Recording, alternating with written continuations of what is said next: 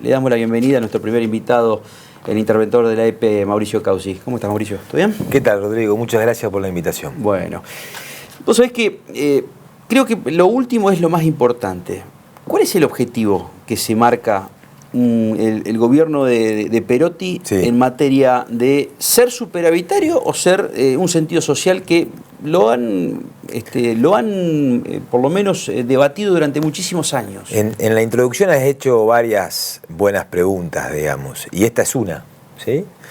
Omar ha sido muy claro cuando me planteó la posibilidad de estar en el lugar que ocupo. Me planteó que quiere una AEP mucho más cerca del sector productivo, quiere una AEP que trabaje mucho más en disminuir las profundas asimetrías regionales que hay. No puede ser que un tostadense que paga el mismo servicio que un rosarino, el rosarino recibe los cortes programados por una aplicación y el tostadense, el productor tostadense, se le apoyan 2 loros, 3 palomas en un cable, se queda sin energía por una semana. Digamos, hay que trabajar muy fuerte porque además esas son las zonas que más presencia del Estado necesitan. Quiero una AEP más protagonista en los espacios nacionales donde se define la política energética en general y en particular eléctrica.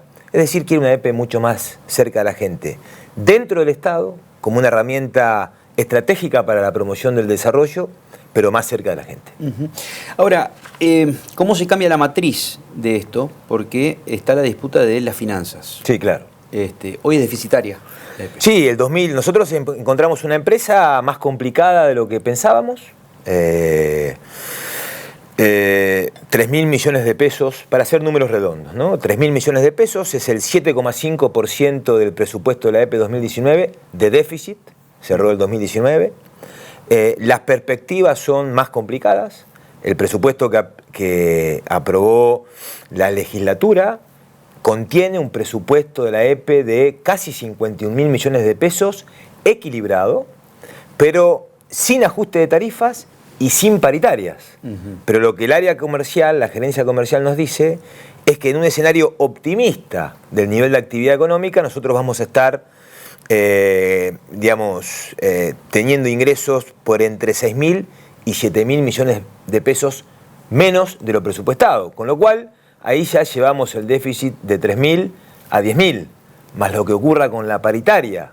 A ver, vamos a detenernos en esto. Sí. O sea, el presupuesto de 410.000 millones de pesos, digamos, aprobado por la legislatura anterior, contiene 51.000 millones de pesos, casi exclusivamente, casi 51.000 millones de pesos. Vamos a redondear en 50. Ahora, lo que sucede, la proyección real... El área comercial nos dice... No tiene contemplado ni la paritaria, claro, ni tampoco endeudamiento. No, tampoco endeudamiento. Y además, el área comercial, porque ¿cuáles son los ingresos de la AEP? Básicamente la venta de energía al usuario, 1.200.000 usuarios. Lo que nos dice el área comercial es, no, estos ingresos están sobrevalorados. Vamos a tener ingresos, en el mejor de los casos, por 44.000 millones de pesos. Es decir, de los 3 lugares, la perspectiva es a incrementar el déficit. Con lo cual, a los proyectos, los desafíos que teníamos, hay uno muy importante que es disminuir lo que son las pérdidas no técnicas. De cada 5 pesos, por lo menos, que paga la AEP de energía a Camesa, 1 no lo cobra. Se pierde en pérdidas no técnicas, ¿sí? Y no son fundamentalmente los casos sociales. Ese es un proyecto. Nosotros, junto con la intervención, Rodrigo, creamos un consejo consultivo eléctrico formado por ex funcionarios de la AEP, gerentes, ¿no? Legitimados técnicamente y personalmente, que trabajan ad honorem y que quieren colaborar con la intervención y con el futuro directorio, llevando adelante proyectos específicos. Ya hemos aprobado 4. Un proyecto para disminuir las pérdidas no técnicas, lo que te comentaba. Un proyecto para transparentar, mejorar el VAT, que es el valor agregado de distribución, es el margen bruto que la AEP le agrega a la compra de energía y los impuestos, que es con la que permite vivir. Tenemos un proyecto de una auditoría integral. Ya hemos iniciado una auditoría con la Sindicatura General de la provincia, que se va a complementar con lo que provea la AGN. Y un cuarto proyecto, a raíz de lo que te comentaba, que es una reformulación del presupuesto. Y la semana pasada he dado la instrucción al gerente general de que instrumente un plan de austeridad que hemos estado esbozando porque bueno, esta situación nos obliga a incorporar nuevos desafíos. Ahora, son muchos frentes abiertos. Sí, claro. Vamos a desmenuzar de a uno. Dale. El primero que tiene que ver con ese peso que se pierde de 5. Sí. ¿Qué significan no técnicas, las pérdidas no técnicas? El transporte, la distribución de energía tienen una cuestión técnica que es cuando vos transportás muchos kilómetros, algo de energía se va perdiendo. Esas son pérdidas técnicas. Las pérdidas no técnicas son energía que la empresa entrega y que no factura. Estamos hablando básicamente del fraude, del robo, o de los casos sociales a los que no se le cobra, digamos, o se le cobra menos, pero fundamentalmente el robo de energía. ¿Y es mucho el robo de energía? Porque siempre se habló del robo de energía, inclusive, digamos, en Rosario hubo un caso, digamos, específico que fue investigado por la justicia. Sí, claro. Las cifras oficiales emitidas por la EPE hablan de un 15% aproximadamente. Los datos no oficiales elevan, por eso hablo de entre un 20 y un 25%. ¿Sí? Tucumán, la empresa tucumana, privatizada, en 6 años bajó del 40%, estaban mucho peor, al 8%. Es decir, hay que tener decisión política, capacidad técnica, invertir, una inversión inteligente, es decir, una inversión que genere rápidamente dividendos. Ese va a ser un frente de trabajo muy importante. O sea, ¿desde el Estado se puede hacer eso? Desde la propia empresa provincial de energía hemos armado equipos de trabajo que funden capacidades, porque la EPE tiene muy buen capital humano, Rodrigo, muy buen capital humano. Lo hemos podido comprobar en las respuestas que nos dio ante las inclemencias del tiempo el 12 de diciembre y a las 48 horas acá, el 12 de diciembre en Rosario y a las 48 horas en la capital, en las colonias, y respondió muy bien. Y además hay gente, recursos humanos de la EPE, que se jubilaron con 59, 60, 61 años, gente que tranquilamente hoy podría estar en puestos gerenciales, que se han ido por diferencias, porque ya se podían ir, y que encontraron en esta decisión política del gobernador un buen marco para sumarse. Lo hemos convocado, lo hemos ido a buscar en algunos casos a la casa, a pedirles que colaboren con nosotros. Y hemos armado otro que tiene que ver con la participación en los espacios nacionales, digamos, donde se necesita de mucha experiencia, de mucho conocimiento técnico para poder discutir y que Santa Fe sea escuchada. ¿Cómo pensás vos que van a ser estos 4 meses? Porque van a ser 4 meses justamente de mucha crisis social. Sí, claro. Yo te diría el primer semestre, digamos, sí, claro. hasta junio, digamos, vamos a estar todos los argentinos pendientes, digamos, de cómo va a ser la renegociación de la deuda a nivel nacional que ha dejado el gobierno de Macri. Eso repercute en todas las provincias. Clarísimo. La madre de todas las batallas dicen que esta provincia de Buenos Aires también, con esa renegociación que tiene que hacer el gobernador Kicillof sobre los bonos, digamos. Clarísimo. Todo eso puede generar un efecto dominó en todas las provincias, ¿no? En la provincia de Buenos Aires pasa algo, hay un estornudo y esto puede generar una gripe en la provincia de Santa Fe también. Entonces, ¿cómo a una empresa que depende del Estado provincial podés solucionar este primer ítem que hemos tocado, digamos, por ejemplo, que es una linda pregunta. Afecta directamente a la economía de la EPE? Es una linda pregunta, porque, a ver, primero un comentario sobre lo que planteás. Nosotros somos optimistas, pero realistas. Es decir, el 2020 va a ser un año muy difícil para los argentinos. Pero la gran diferencia es que hasta hace poco más de un mes sentíamos que estábamos mal y que íbamos además hacia el iceberg. ¿Sí? Me parece que eso ha cambiado. Me parece que hay expectativas diferentes. Me parece que la gente tiene esperanza. Y por eso el cambio. Ahora, eso no quita lo que vos bien planteás de las dificultades, ¿no? Entonces, ¿qué es lo que tenemos que hacer? Trabajar mucho, ser solidarios, Por eso, al día siguiente que Omar, que nuestro gobernador congeló salarios para el personal político, yo tomé la decisión de congelar salarios para los gerentes y subgerentes de la empresa.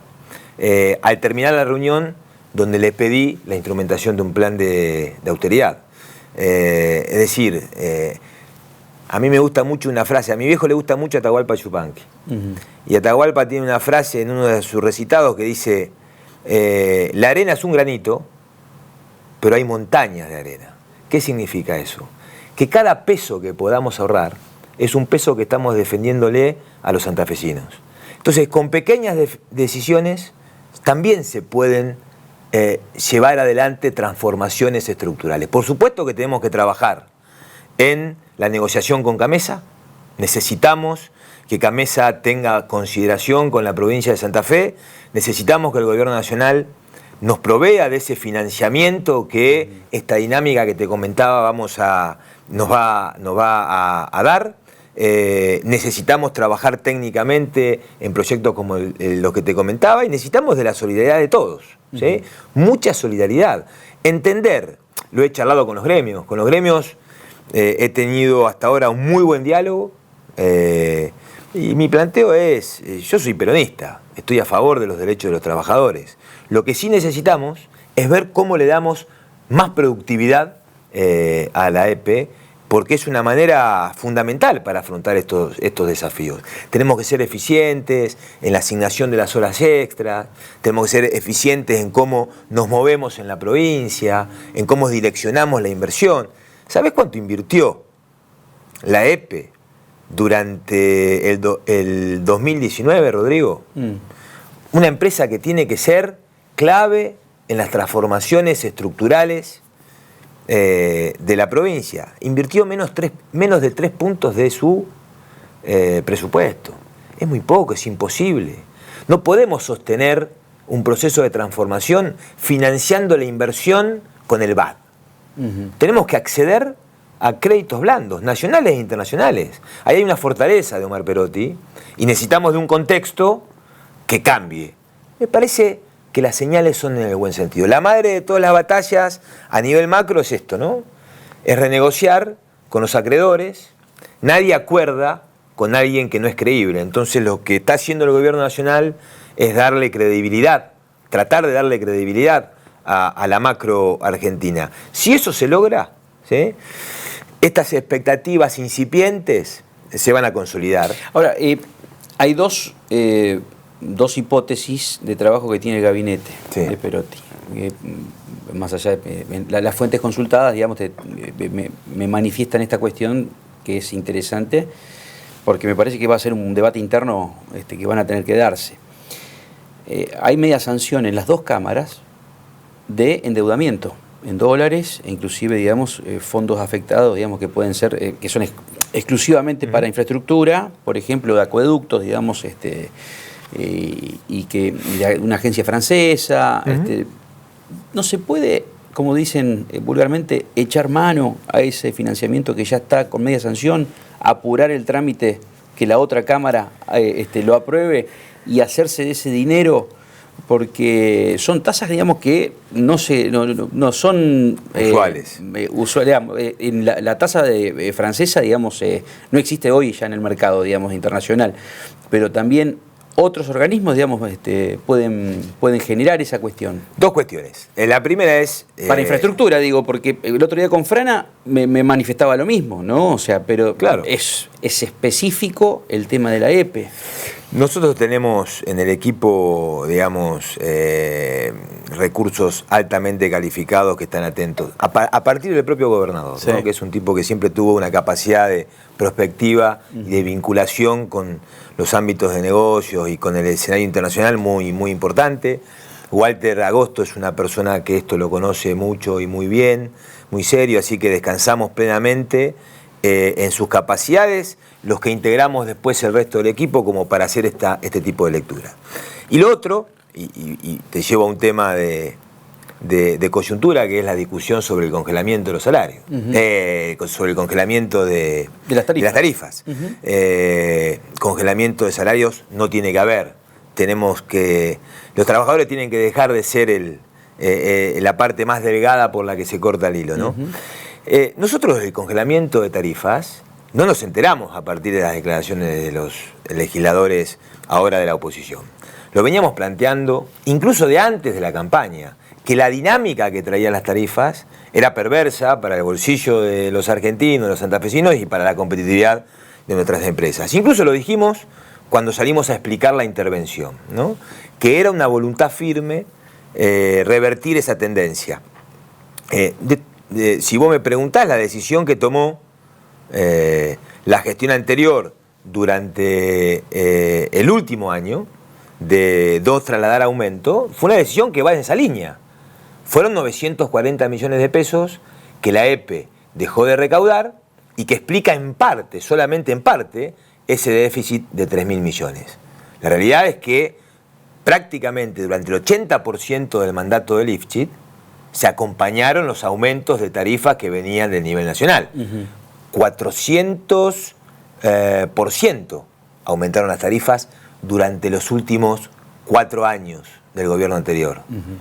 750% en promedio durante los 12 años. O sea, hubo mayormente una política provincial durante el gobierno socialista de aumento de tarifa, no de congelamiento de tarifa. Entonces, aclarado esto, lo que digo es, queremos ir en el sentido del congelamiento, al menos por 180 días. Ahora, esto depende de las decisiones nacionales. ¿Y subsidios? Del contexto, termino con la idea, del contexto que encontramos en la empresa, que era el que te comenté al principio, y de que le den al gobierno herramientas, ¿sí? Entonces, la discusión de la ley de emergencia o la ley de necesidad pública, como la querramos llamar, tiene que estar atada a esto, ¿no? Y esto es lo que estamos planteando. El tema de subsidios, a ver... Porque esa fue también, digamos, una guerra dialéctica entre el gobierno nacional y el provincial, por la quita de subsidios a la provincia de Santa Fe, y también de las diferencias notables de conveniencia por el mundo de Capital Federal, que es el ombligo del mundo, ¿no? Nosotros los argentinos... pero que no es únicamente potestad de Macri. No, claro. También lo ha hecho, digamos, Cristina y lo ha hecho Néstor, digamos, ¿no? Tal cual. En ese sentido, quienes somos parte del Movimiento Nacional Justicialista tenemos que hacer autocrítica. Solemos tropezar siempre con la misma piedra de irnos de un extremo a otro, ¿sí? No era bueno el extremo de los últimos años del kirchnerismo de sostener un esquema tarifario donde la energía no valía nada, ¿sí? Al otro extremo, al que nos fuimos con el gobierno de Macri. Banquinazos pegamos. Tenemos que encontrar una situación razonable, porque a pesar de que se disminuyeron sensiblemente los subsidios, no se trabajó al interior del esquema, porque sigue siendo mucho más barata lo que decís vos, Rodrigo, la energía en Capital Federal y en los barrios más pudientes. Se siguen quejando los porteños, digamos, de el aumento de tarifas, pero si lo vinculas con Santa Fe y con Córdoba, pero claro, no, ni arrancan, digamos. Entonces tenemos que ser razonables e ir en un sentido donde prime el equilibrio. Lo que pasa es que, no sé si compartís esto, pero cada dirigente político que termina siendo líder político y luego primer mandatario a nivel nacional, parece que lo encandilan las luces de Buenos Aires, más allá de que sea de La Rioja, de Santa Cruz, de Córdoba, de Santa Fe o de Capital Federal como Alberto Fernández, digo. Vos sabés que me parece estar escuchándome desde hace 15, 20 años, ¿sí? Es una realidad. Bueno, la Corporación del Puerto de Buenos Aires, quienes hemos tenido la suerte de estudiar historia económica y política argentina, sabemos los intereses que desde hace 250 años, claro, desde que la corona decidió partir el virreinato del Perú en un virreinato del Perú y un virreinato del Río de la Plata y poner la capital en Buenos Aires, ahí arrancaron nuestros problemas y arrancó este proceso de concentración de poder, pero que tiene que ser un desafío que el dirigente tiene que tomar. Me parece que ser presidente, yo tengo muchas esperanzas en Alberto Fernández por el lugar que le dio en su campaña, en su propuesta, al federalismo. Yo estoy convencido, Rodrigo, que la mejor reforma que podemos hacer para mejorar la política en la Argentina es ser un país más federal. Somos federales solo en el texto de la Constitución. Porque hay mucha buena gente en la política, en las comunas, en los pueblos. Entonces, si vos federalizás, y esto lo viene sosteniendo Perotti también desde hace muchos años, ¿no? La coparticipación debería ser al revés. Invertir la pirámide. La política es poder. Poder para transformar. Y necesitar los recursos. Entonces no puede ser que los intendentes o los gobernadores mendiguen recursos. Tiene que ser al revés. Yo coincido absolutamente con lo que planteás y tengo mucha esperanza en este sentido, en que Alberto Fernández empiece a dar algunas señales concretas. No, lo dio con el tema de, llamémosle recorte, digamos, de coparticipación a Capital Federal de 35.000 millones de pesos. El tema es cómo se va a hacer el goteo de eso. Claro. Y también la promesa de campaña de que va a ser prioridad para él el tratamiento, digamos, de la deuda que tiene con la provincia de Santa Fe. El tema es cuándo, en qué momento, porque muchas personas pueden tomar como argumento la crisis para no pagar. Absolutamente. Porque es un argumento, digamos, propio de una demagogia que la pueden llegar a tener sin tinte, o sea, es transversal a todos los partidos políticos, ¿no? Sí. Yo creo que hay que ser inteligentes y equilibrados, hay que hacer un análisis del recorrido que se hace en cada caso. Porque, a ver, cuando yo decía tenemos que ser solidarios, cuando vos me preguntabas respecto a la ESPE, lo mismo pasa a nivel país. Sí. Es decir, somos un país, estamos compuestos por distintas provincias, hay provincias más beneficiadas y, por la naturaleza, por su ubicación, por su historia, y otras que no lo son tanto, y tenemos que ser en ese sentido solidarios. De eso se trata la coparticipación. A ver, en esta deuda con la que nos encontramos, 518 millones de pesos, a ver, debe ser un tercio del presupuesto de la Ciudad de Esperanza, de donde soy, eran intereses por facturas no pagas de junio y de agosto. Bueno, uno puede decir 518 millones de pesos en un presupuesto de 40.000. Sí, pero decirle al jefe de agencia Tostado o al jefe de agencia del Trébol o de Firmat qué podría hacer con el 5% de esos recursos. Muchísimo. Y se fueron en intereses a la mesa. Entonces, también cuando uno habla de una buena administración, tiene que hacer referencia a esto, ¿no? A la libertad que nos da y los costos que no pagamos cuando hacemos una buena administración. La última, Mauricio, y gracias por tu tiempo. Cuando hablas de auditoría, ¿podés destapar la caja de Pandora? No lo hacemos con esa expectativa. Es más, lo estamos planteando. Pero se plantean como una hipótesis también que pueden encontrar en esa auditoría algunas cuestiones que. Sinceramente te lo digo, no. Auditoría para poder decirle a los santafesinos lo que planteó nuestro gobernador en el acto de Asunción. No vamos a gobernar con el espejito retrovisor.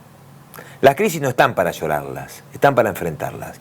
Pero los santafesinos, que eligieron un nuevo gobierno, merecen conocer la situación con que el nuevo gobierno se encontró al asumir. Y mucho más en un área tan importante como es la empresa provincial de la energía. Ese es el objetivo.